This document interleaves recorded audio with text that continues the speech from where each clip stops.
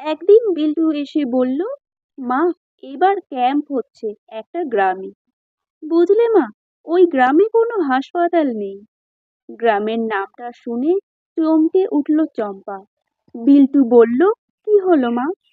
চম্পা কাঁদো কাঁদো হয়ে বলল, এখনো ওই গ্রামেই আছে তোর বাবার ভিটে। বিল্টু আরো একটু উৎসাহিত হয়ে বলল, তাহলে তুমিও আমার সাথে চলো, নিজেদের বাড়ি থেকে ঘুরে আসবো। বহু বছর পর আজ আবার চম্পা ফিরেছে বিল্টুকে সাথে নিয়ে।